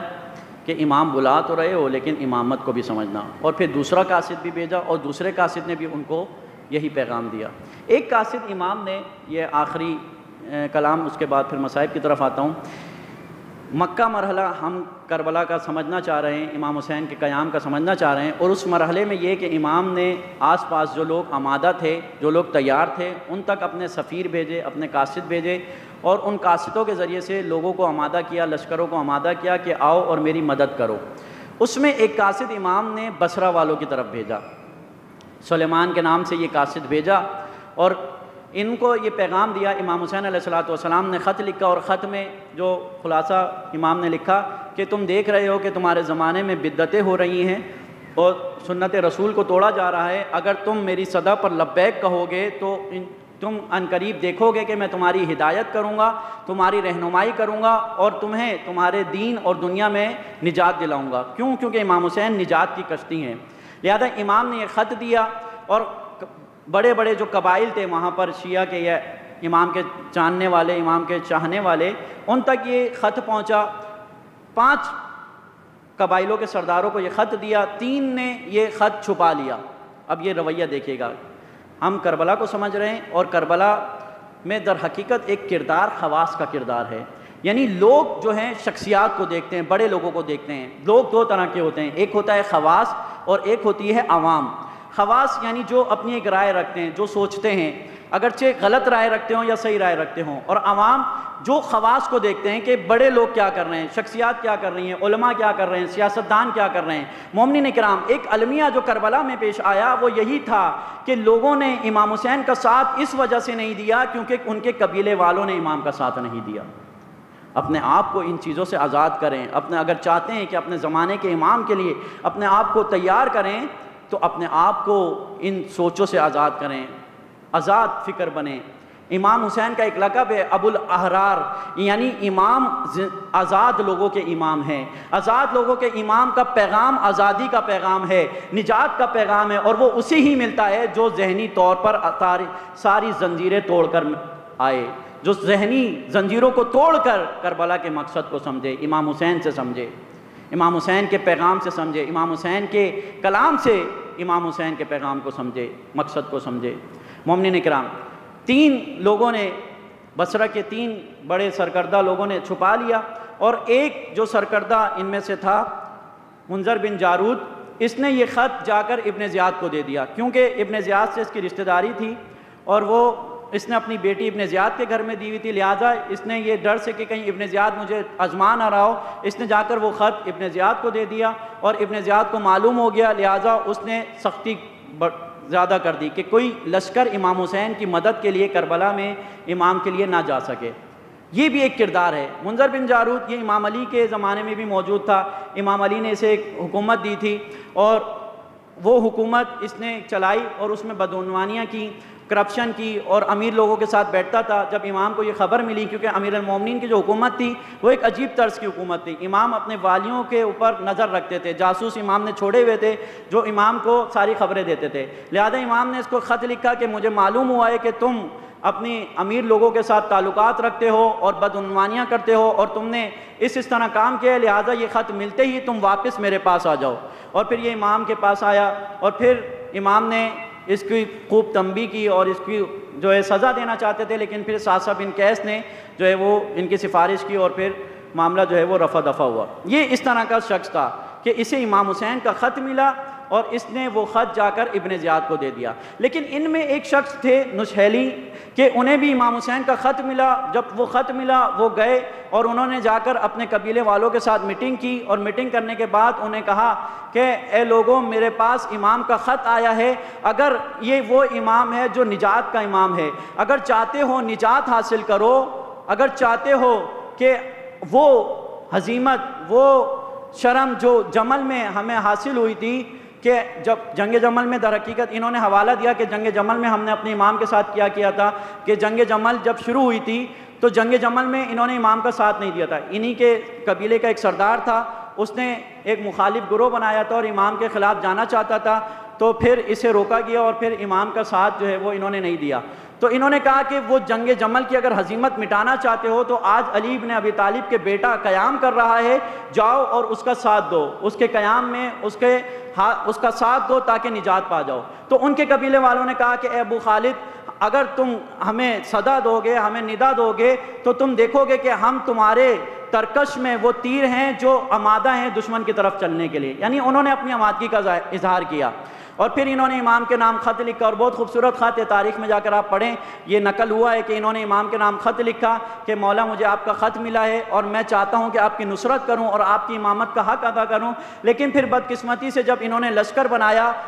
بنا کر جب یہ نکلنے لگے تو پھر انہیں خبر ملی کہ عاشور کے دن امام حسین کربلا کی زمین پر شہید ہو گئے۔ تاریخ کے مطابق امام کو جو ان کا خط ملا وہ صبح عاشور ملا، ایک تاریخ کے مطابق 2 محرم کو ملا، لیکن اس وقت بہت دیر ہو چکی تھی، یہ لشکر لے کر نکلے اور پھر انہیں راستے میں معلوم ہوا کہ امام حسین شہید ہو گئے، پھر وہیں پر انہوں نے فرش عزا بچھا دی۔ مومنین اکرام، یہ ایک اچھا کردار تھا، اور امام نے ان کے لیے دعا بھی کی کہ اگر اللہ تعالیٰ جو ہے تمہیں دنیا اور آخرت میں جزائے خیر عطا کرے۔ لیکن اہل کوفہ اور بصرہ کے جو دوسرا کردار تھا یہ عبرت کا کردار تھا جو انہوں نے ادا کیا، اور یہاں پر یہ امام کے قاصد تھے جنہوں نے ایک کردار ادا کیا، اور امام نے ان کے لیے جو خط لکھے اس سے ہمیں کربلا سمجھ آئی کہ اگر کربلا سمجھنا ہے، کربلا کا پیغام سمجھنا ہے، تو آج کی مجلس میں جو پیغام ہے کربلا کا وہ یہ ہے کہ اگر چاہتے ہو کہ اپنے زمانے کے امام کے لیے تیار ہو، کربلا سے جو پیغام نکلتا ہے وہ یہ کہ اپنے زمانے کے امام کی معرفت حاصل کرو، اپنے زمانے کے امام کو پہچانو، اپنے زمانے کے امام کی عدالت کے لیے اپنے آپ کو تیار کرو۔ مومنین اکرام، امام حسین علیہ الصلوۃ والسلام نے ایک مرحلہ مکہ کے اندر یہ انجام دیا کہ اپنے قاصد کوفہ اور بصرہ بھیجے، اور پھر کوفہ والوں نے جو کیا اور بصرہ والوں نے جو کردار امام کے مقابلے میں رویہ اختیار کیا، صرف ایک لشکر نکلا لیکن وہ بھی تاخیر کا شکار ہو گیا، اور کوفہ سے چند لوگ چند شیعہ جو حقیقی شیعہ تھے کل آپ کے سامنے بیان کیے، وہ امام کے ساتھ کربلا میں آ کر شامل ہو گئے، اور اس کے علاوہ ان لوگوں نے امام کو تنہا کر دیا۔ کوفہ والوں نے بہت مکر و فریب دکھایا، امام کو معلوم تھا کہ کوفی مکار ہیں،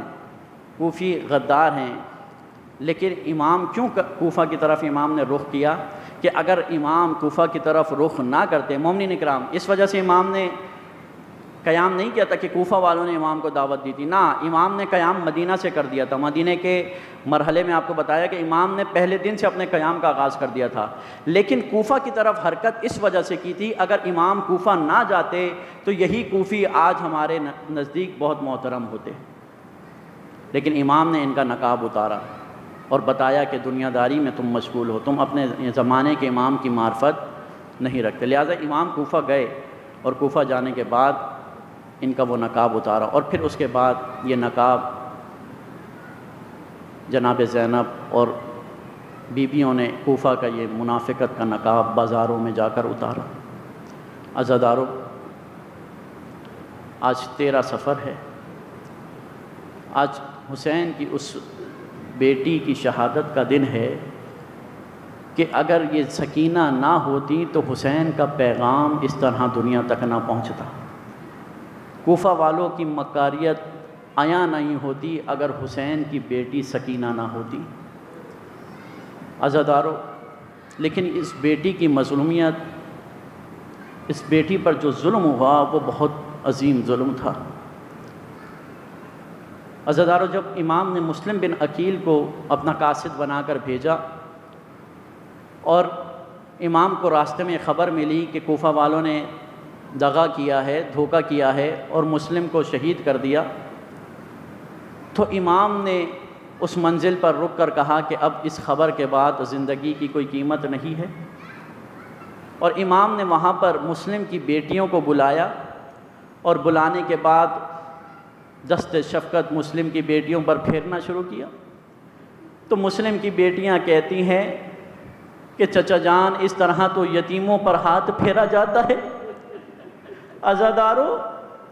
یہ مسلم کی بیٹیاں تھیں کہ جب یتیم ہوئیں تو دست شفقت پھیرنے والے حسین موجود تھے، لیکن ایک وہ وقت بھی آیا کہ حسین کی بیٹی یتیم ہوئی، لیکن اس کی یتیمی کا آغاز دست شفقت سے نہیں ہوا بلکہ شمر کے تماچوں سے یہ آغاز ہوا۔ عزاداروں، میں کہوں گا رباب کی قسمت کتنی بری قسمت تھی کہ رباب کے 2 چھوٹے بیٹے تھے جو چھوٹی اولادیں تھیں، ایک علی اصغر تھے اور ایک سکینہ تھی، لیکن علی اصغر جو رباب کے چھوٹا بھی ننھا بیٹا تھا اس کا گلا چھوٹا تھا، ہرملہ کا تیر بڑا تھا، اور رباب کی بیٹی سکینہ چھوٹی تھی، اس کا چہرہ چھوٹا تھا لیکن ہرملہ کا ہاتھ بہت بڑا تھا۔ عزادارو، اس طرح جناب سکینہ پر ظلم ہوا، یتیمی کا آغاز ہوا، اور پھر اس کے بعد جو سفر کوفہ کے بازاروں میں اور شام کے درباروں میں سکینہ نے گزارا وہ بیان کرنے کے قابل نہیں ہے۔ صرف ایک روایت ہے جو بیان کی جاتی ہے جس سے سکینہ کی مظلومیت کا اندازہ ہو جاتا ہے، اور وہ یہ ہے کہ جب سکینہ کو اور بیویوں کو اسیر بنا کر شام کی طرف لے جایا جا رہا تھا تو جن پلانوں پر جن اونٹوں پر ان کو بٹھایا گیا تھا وہ اونٹ بغیر پلانوں کے تھے۔ عزادارو جب یہ اونٹ چلائے جاتے تھے بغیر پلانوں کے اونٹوں کے اوپر سواری کرنا اور بچوں کے لیے بہت مشکل کام تھا. اونٹ جب چلتا ہے تو ہچکولے لے کر چلتا ہے. عزادارو ایک مقام ایسا آیا کہ سکینہ ایک اونٹ سے گر گئی. زینب نے کہا کہ قافلے کو روکا جائے. سکینہ اونٹ سے گر گئی. عزادارو اس طرح یہ سفر کاٹتے ہوئے سکینہ زندان شام میں پہنچی اور زندان شام میں پہنچنے کے بعد جس زندان میں ان اسیروں کو رکھا گیا تھا اس زندان کی چھت نہیں تھی. دھوپ میں یہ اسیر رہتے تھے. عزادارو جب جناب سکینہ دیکھتی تھیں کہ صبح پرندے جاتے ہیں اور شام کو واپس لوٹ آتے ہیں تو اپنے بھیا سے پوچھتی تھی اے بھیا یہ پرندے صبح کہاں جاتے ہیں؟ تو امام نے فرمایا کہ بہن سکینہ یہ پرندے صبح اپنے گھروں سے نکلتے ہیں اور شام کو اپنے گھر میں لوٹ کر آ جاتے ہیں. رو کر پوچھتی تھی اے بھیا کیا ہم بھی اپنے گھر مدینہ لوٹ کر جائیں؟ عزادارو وہ وقت تو نہیں آیا کہ سکینہ اپنے گھر جاتی لیکن زندان میں ایک وقت ایسا آیا کہ سکینہ کو اپنے بابا کی بہت یاد آ رہی ہے. بابا بابا کہہ کر رو رہی ہے. عزادارو جناب زینب جناب سجاد سے کہتی ہیں بیٹا سجاد اگر اپنی بہن کو زندہ دیکھنا چاہتے ہو تو اسے اپنے بابا کا سر منگوا دو. آج اسے اپنے بابا کی بہت یاد آ رہی ہے. عزادارو جناب سجاد نے یزیدیوں سے یہ التماس کی کہ اگر ہو سکتا ہے تو اسے اپنے بابا کا سر لا دو اسے چین نہیں آ رہا. عزادارو جناب سکینہ کو سر لا کر پیش کیا گیا. جیسے ہی بابا کا سر ملتا ہے سر لے کر بابا کے سر کو چومنا شروع کرتی ہے. کبھی لبوں کو ہاتھ لگاتی ہے اور کہتی ہے بابا آپ کو پیاسا شہید کیا گیا. کبھی کٹی ہوئی رگوں پر ہاتھ پھیرتی ہے اور کہتی ہے بابا آپ کو بے دردی کے ساتھ کاٹا گیا. عزادارو بابا بابا کر رہی ہے کہ سکینہ کی ایک آواز آتی ہے پھر سکینہ خاموش ہو جاتی ہے. جناب زینب کہتی ہے بیٹا سجاد دیکھو سکینہ کی آواز نہیں آ رہی. عزادارو جب جناب سجاد نے سکینہ سے سر لیا ہے تو فرماتے ہیں بہن پھوپھی زینب انا للہ و انا الیہ راجعون. پھوپھی زینب اب سکینہ ہم میں نہیں رہی.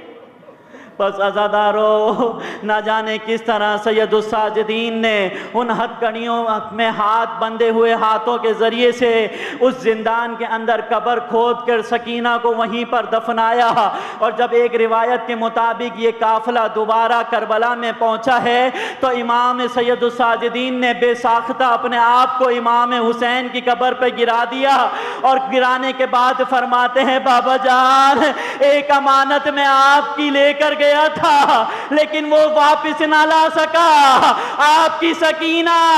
زندان شام میں سو رہی ہے. ولعنت اللہ علی القوم الظالمین. خداوند تعالیٰ سے دعا ہے کہ ہماری اس قلیل سی عبادت کو قبول فرما. یا اللہ ہمارے گناہان کبیرہ اور صغیرہ کو معاف فرما. یا اللہ جتنے بھی مومنین بیمار ہیں بیمار کربلا کے صدقے میں انہیں شفا یابی عطا فرما. یا اللہ جتنے بھی مومنین تنگ دست ہیں ان کی تنگ دستی کو دور فرما. یا اللہ تمام ظالمین امریکہ اسرائیل آل سعود کا خاتمہ فرما. یا اللہ تمام مظلومین غزہ کے مظلومین پارا چنار یمن کے مظلومین اور جتنے بھی تشیع میں جتنے مظلومین ہیں ان سب کو اس ظلم سے نجات عطا فرما. یا اللہ تمام عزاداروں کو جہاں کا عزاداری میں مشغول ہیں انہیں اپنا حفظ و امان عطا فرما. یا اللہ تمام مراجع کرام رہبر معظم آیت اللہ سستانی و تمام علماء حقہ کا سایہ دراز فرما. یا اللہ اپنی آخری حجت کا جلد سے جلد ظہور فرما. ہمیں ان کے انصار میں شامل فرما. ماتم حسین. سکینہ نے کہا سر جو شبیر کا پایا تو سکینہ نے کہا آپ کے بعد مجھے نیند نہ آئی بابا سر جو شبیر کا پایا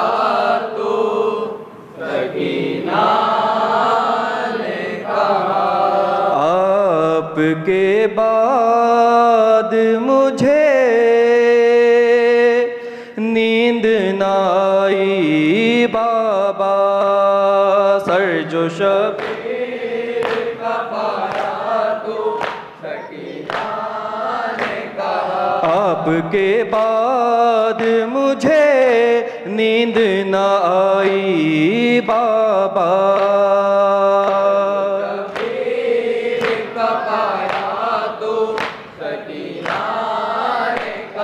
بابا میں شام غریبا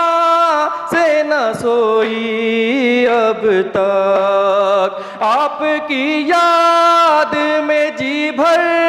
کے نہ روئی اب تک، سونے دیتا نہیں کانوں کا لہو زخمی گلا،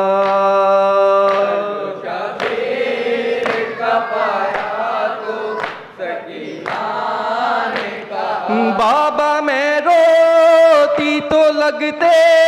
تھے تماچے منہ پر، کیا بتاؤں ہوئی طے کس طرح یہ راہ گزر، راستہ شام کا سورج کی طرح جلتا تھا،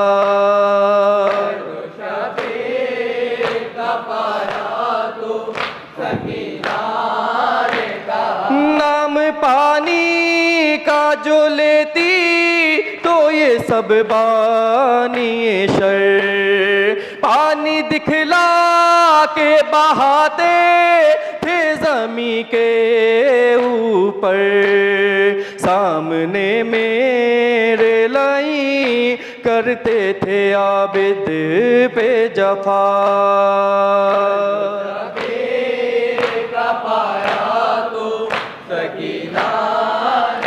ہے تم کو معلوم ہے ڈرتی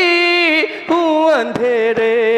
سے میں، کتنی مانوس ہوں بابا تیرے سینے سے میں، سر یہاں ہے تیرا سینہ ہے سر کرب و بلا،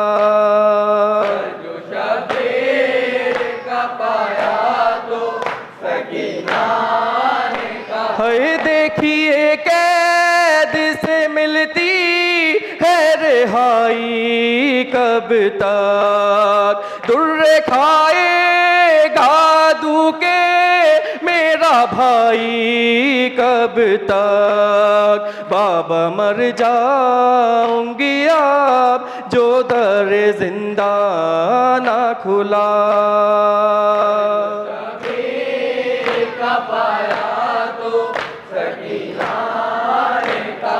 اپنے بچوں کے لیے مجھ سے کراتے تھے دعا، نہ تو پانی تھا میسر نہ میسر تھی غذا، آبلے پاؤں کے تر خون سے کرتے رستا،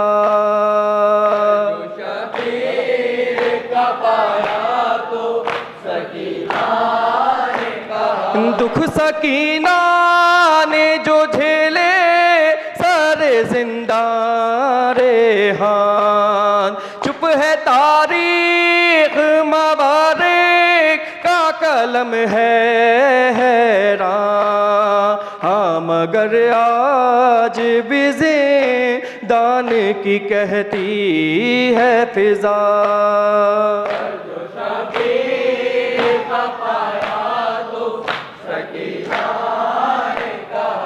سائن سائن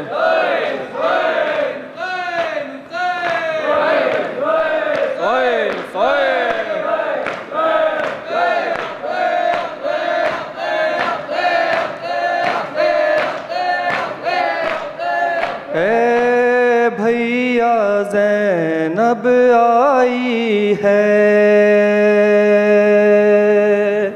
اے بھیا زینب آئی ہے، اے بھیا زینب اے بھیا زینب آئی ہے، بھیا زینب آئی ہے، لو پرسا چشمے گریا سے، لو پرسا چشمے گریا سے، اے بھیا زینب آئی،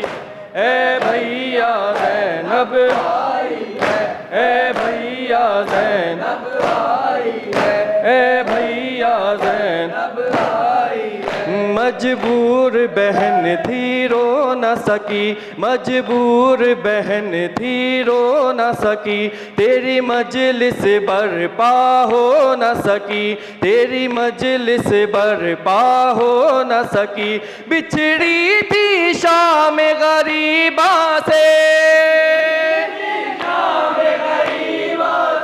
بچھڑی تھی شام غریباں سے، اے بھیا زینب آئی ہے، اے بھیا زینب آئی ہے، اے بھیا زینب آئی ہے، اے بھیا زینب آئی ہے، میں تجھ کو کفن پہناؤں گی، میں تجھ کو کفن پہناؤں گی، مرکد بھی تیرا بنواؤں گی، مرکد بھی تیرا بنواؤں گی، سر لے کے تیرا زندہ سے،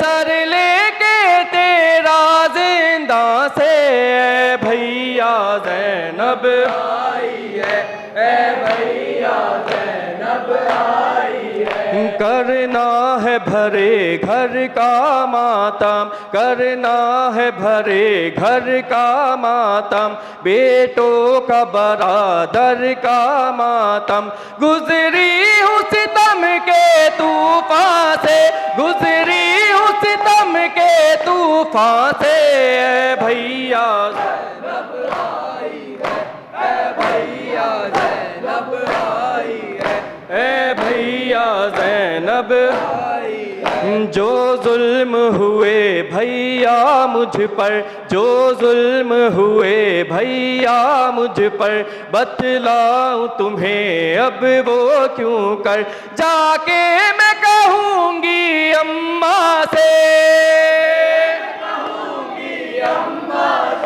جا کے میں کہوں گی اماں سے، اے بھیا زینب آئی ہے، اے بھیا زینب آئی ہے، تھے اون محمد لگتے جگر، تھے اون محمد لگتے جگر، قربان کیا ان کو تم پر، قربان کیا ان کو تم پر، اب ان کو اٹھانے میدان سے،